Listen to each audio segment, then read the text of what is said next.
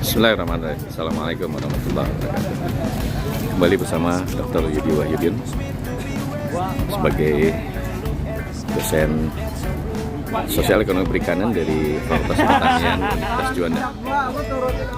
Hari ini kita berada di dermaga Pulau Pari, salah satu pulau di Kepulauan Seribu yang termasuk ke dalam Kelurahan Pulau Pari, Kecamatan Kepulauan Seribu Selatan, Kabupaten Administrasi Kepulauan Seribu. Di tempat ini, sebagaimana layaknya lokasi pulau-pulau, itu penuh dengan aktivitas yang berbasis kepada ekonomi kelautan, di mana aktivitas ekonomi kelautan ini berhubungan dengan salah satunya adalah pariwisata bahari, di mana pariwisata bahari ini memerlukan supporting service berupa transportasi laut, ya, berjajar di dermaga Pulau Pari ini kapal-kapal yang memang didesain untuk jadi kapal laut, ya, transportasi laut. Di Pulau Pari ini juga ada transportasi darat yang disebut bentor, ya, becak motor, di mana memang ditujukan untuk membawa barang-barang ataupun wisatawan dari pelabuhan menuju ke lokasi tempat di mana mereka menginap. Di Pulau Pari ini banyak sekali juga selain aktivitas tadi transportasi pariwisata bahari yang memerlukan transportasi laut. Transportasi laut ini juga dibagi menjadi dua. Transportasi laut ini juga dibagi menjadi dua, yaitu yang transportasi yang berasal dari daratan Jakarta menuju ke pulau ini. Itu biasanya menggunakan transportasi yang ada yang bersifat modern, ada juga yang tradisional. Yang ada di dermaga ini adalah transportasi tradisional, di mana perahu-perahu dari kayu yang dikombinasi dengan kayak modern juga, ya, bertingkat begitu. Itu adalah perahu yang ditujukan untuk memobilisasi pengunjung dari daratan Jakarta, biasanya dari Muara Adem, ya, Kali Adem, maksudnya Kali Adem, Muara Angke, untuk bisa sampai ke sini dengan harga yang tentu saja berbeda dengan yang biasanya yang dari daratan Muara Ancol, ya, biasanya dari Marina, Ancol Marina. Nah, ini terlihat wisatawan yang berasal dari daratan yang kemungkinan terbesar tadi dibawa untuk melakukan semacam snorkeling atau berenang di laut, ya, yang memang merupakan salah satu paket wisata yang bisa diperoleh, gitu ya. Nah, di sini, di lokasi ini juga sebetulnya masyarakat atau pengunjung itu dapat menggunakan perahu-perahu sewaan yang digunakan, ya, untuk melakukan untuk sampai ke spot misalnya snorkeling ataupun daerah-daerah tertentu yang kemudian sewanya sewa cepat, ya. Biasanya sewanya per kapal itu tergantung dari durasi waktu dan juga lokasi spot yang dituju begitu, entah itu spot snorkeling ataupun juga spot untuk lainnya gitu.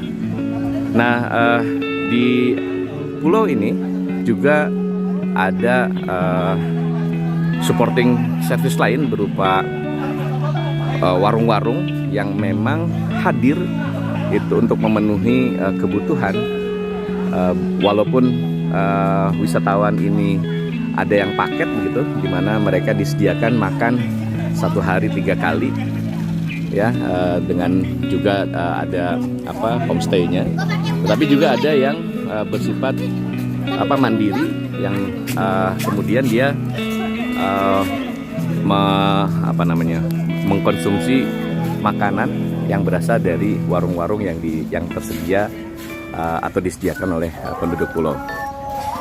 Nah, sisi lain dari kegiatan ekonomi pariwisata ini juga ada disediakan provider berupa homestay, karena di Pulau Pari ini pulau yang bukan seperti di Pulau Pramuka, di mana Pulau Pramuka ada hotel, tapi di Pulau Pari ini bentuknya adalah homestay. Homestay ini biasanya antara sekitar 500 sampai dengan 800 tergantung homestay yang seperti apa begitu. Tapi pada prinsipnya masyarakat pulau itu menyediakan berbagai penyediaan terkait dengan kebutuhan yang dibutuhkan begitu. Nah, di sisi lain lagi adalah bahwa di Pulau Pari ini selain tadi homestay, kemudian juga ada penyediaan logistik makanan tadi ya, baik yang bersifat paket untuk kebutuhan paket maupun yang memang tadi sebagaimana disampaikan ada warung-warung khusus gitu ya. Nah, selain itu tentu saja yang tidak kalah menarik adalah keberadaan warga pulau yang memanfaatkan ketersediaan wisatawan untuk bisa menjual produk-produk hasil perikanan misalnya, atau juga hasil pertanian berupa tanaman sukun yang kemudian digoreng. Nah, ini adalah salah satu bagian yang tidak terpisahkan dari model pengembangan ekonomi wisata pulau. Selain juga beberapa provider lokal yang menyediakan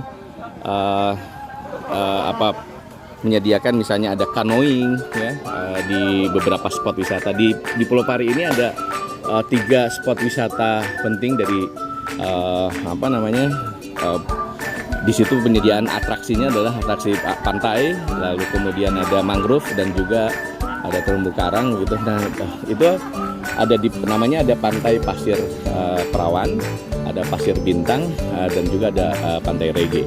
Nah, ketiga lokasi ini menjadi tujuan wisata yang sangat luar biasa, menarik dan diminati oleh wisatawan yang datang ke Pulau Pari, terutama pada masa-masa liburan. Kalau misalnya setiap Senin sampai dengan Jumat wisatawan berjumlah antara 100 orang minimal, tapi kalau hari Sabtu dan Minggu itu bisa mencapai lebih daripada 1.000. Nah, tentu ini merupakan modal dasar yang sangat luar biasa dari keberadaan pulau ini untuk memberikan dampak perekonomian yang besar bagi masyarakat, baik masyarakat lokal maupun investor. Dalam konteks ini adalah investor transportasi laut gitu, baik yang bisa disediakan oleh transportasi laut modern seperti yang baru datang ini adalah transportasi laut modern, di mana biaya yang harus dikeluarkan untuk perjalanan satu balik dari Marina ke sini sekitar 125 sampai dengan 150.000 begitu.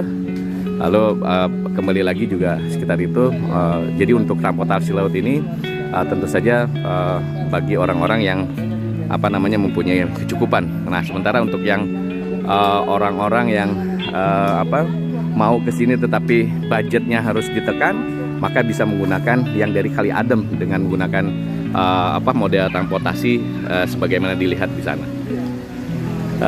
Demikian yang bisa disampaikan secara keseluruhan.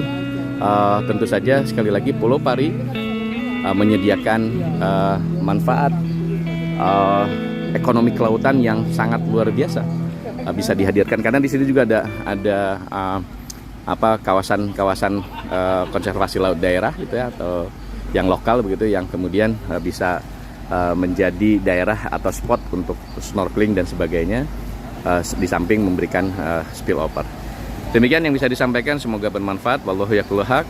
wa ihdinas sabil. Wassalamualaikum warahmatullahi wabarakatuh.